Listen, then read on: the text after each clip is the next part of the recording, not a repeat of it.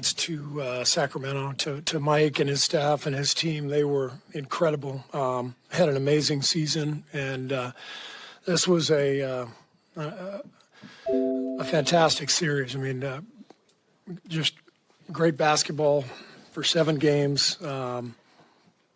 They've had, frankly, a much better season than we have. We've been kind of up and down all year, as you know, and they put together a whole season where they just became a contender. And the young talent, the coaching, it was impressive to watch and really difficult to play against. So congrats to the Kings.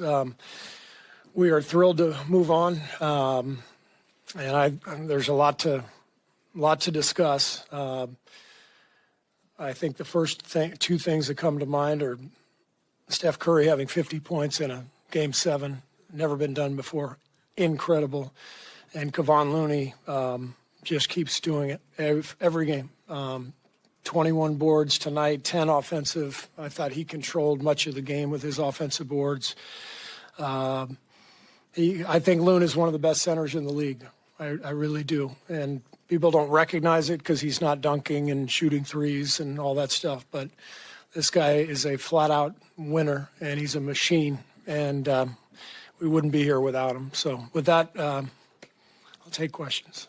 Steve, were you drawing up stuff to get Steph the ball, to Steph open, to get Steph shots, or was that just Steph finding it? So the biggest factor offensively tonight was our spacing. And in Game 6, our spacing was a disaster. And the whole focus yesterday was looking at film, seeing why there was nowhere to go. And we were just cluttered. So I thought today we spread the floor really well. The guys were really disciplined, and that gave Steph more room, but he's the one who went out and made the plays. So we just were smart. 7 turnovers for the game, 25 assists. We just made simple plays over and over again. And we talk about it all the time. We usually don't do it, but today we did it. And that's what we had to do to win this series. Steve, a lot of people talk about championship DNA, and sometimes that talk kind of elicits rolls of the eyes and, like, oh, is there really such a thing? Did we just see that? No doubt. Game 7, Game 7s are difficult. You saw how many free throws were missed, by both teams. These guys are all human, and everybody's nervous, and so there's a need to have experience in Game 7s, and our guys have that, our core guys. And I think what it takes is just taking the game possession by possession, which our guys did beautifully tonight, not thinking about the outcome, just thinking about the process, and repeating and repeating and repeating and breathing during the timeouts and staying locked in and staying focused. And our guys did that. But they've learned to do that through a decade of, these type of games. So the most impressive thing to me with Steph, Clay, Draymond, Loon, Andre, to do this for a decade, it's incredible. The energy that it takes to fight off challengers year after year, and to have to prepare and win big games and doing it over and over again. It's a reason these guys are Hall of Famers and champions. This is not a 1-year flash in the pan. This is a decade that they've done it, and it's incredible to watch. Steve, a couple times you were caught on TV talking to Steph on the sidelines. Can you tell us a little bit about what you were saying to him? And also, you've seen him a lot, so does he ever surprise you, what he does? He doesn't surprise me.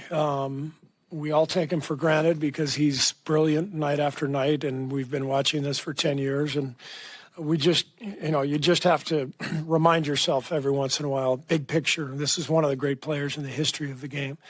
But that's how I felt, back when in my playing days, with Michael Jordan. You'd see it night after night, so you just took it for granted. So that's how it is with Steph. You just It's over and over and over again. And the resilience and the work that goes into that, and the focus, it's incredible to watch. I guess we were just taking a lot of timeouts. You asked about what our discussions were. It was just about getting rest. And we took a few timeouts during the game just to get him a chance to breathe and our other guys. All I remember saying to him and the group was just, focus on the next possession and don't worry about results. Just keep, doing all the things we've talked about all series long. Rebounding, taking care of the ball, possession after possession. And if tonight was the best game plan discipline that we've had all year for sure, and one of the great games that I can remember since I've been here in terms of being that locked in for 48 minutes, and that's what it took. Tony Harvey, NBC Sports Radio. Coach Kerr, the other night, that 11:30 regular season on the road record, that's just a minimum. You done won the last 2 straight in this building on the road. Did it kind of like justify, what you meant the other night when you won here, that this is what your team looked like, when they're all together and they're all healthy? Yeah, but the other night, that's what our team looks like sometimes too, in Game 6. And it's not easy to do this, to have a performance like this. You can't do that every night.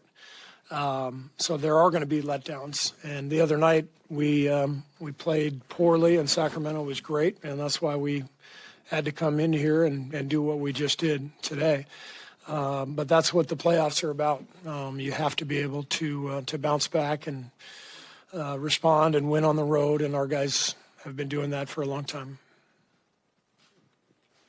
Coach, over here, you said pregame you were going to have some adjustments that you weren't going to share with us. Can you elucidate those a little bit now and the thought process behind some of those? Not really, because we play the Lakers in 48 hours, and I don't really want to say anything. I think the one thing I'll mention is just what I said before. Our spacing was just dramatically better tonight, and because we were so bunched together the other night, we just couldn't execute, and we turned it over. And so, given that the spacing was better, we were able to execute offensively, and that I thought our offense really helped our defense tonight. But we gave up 5 points off 7 turnovers. The other night it was like 19 turnovers for 23, 24 points. That's the game right there. And along with the rebounding, we had 18 offensive boards. So, this has been a possession series. Whichever team has controlled possessions has generally won. So I thought that was the key tonight. I normally wait the day to ask you, but you mentioned it right there at the Lakers Tuesday night. Early thoughts on the series and the fact that it is coming so quickly. There's, I think, only one day off between every game. Well, we're excited just to have the opportunity. I think the Lakers changed their team dramatically at the trade deadline. They made some brilliant moves and became an entirely different team. And Darvin has done an incredible job guiding that team. They're excellent defensively. We know they've got, one of the all-time greats in LeBron, but a lot of talent across the roster. So it's going to take a big effort to beat them. We know how good they are. Coach here, Ruth for Hispanic Sports Media. This team has prevailed through a lot of adversity this series. How proud are you of your guys and the resilience that they showed this series? Yeah, incredibly proud. And I think resilience shows in a lot of different ways. People aren't going to talk about Clay because he shot 4 for 19 today, but his defense was amazing. And I don't know, to be able to play that kind of defense in the midst of a bad shooting night, that's not easy to do. But Clay is such a gamer, such a competitor. I'm as proud of him as anybody. We're going to talk about Steph and Loon because of their brilliant individual performances, but how you play when things aren't going your way really defines you as a player. And I think tonight, Clay was he showed why he's such a great two-way player and why he's a champion. 4 for 19, and he's a plus 30, highest plus minus on the team. His defense was incredible. Coach Kerr, Kings Digital right here. First of all, congratulations on advancing to the next round. I know you already touched about this at the beginning, but wanted to hear your thoughts on the Kings team and what is the future looking like for this young group of guys moving forward? Yeah, well, they have a really fun team, a beautiful offense. They did a great job of putting a system in place that maximized their talent, and it was beautiful to watch them play this year. And they got a lot of young guys and great coach, and they've made really good decisions organizationally. So they have a very bright future, and we have a lot of respect for them. Steve, as you know, in the home road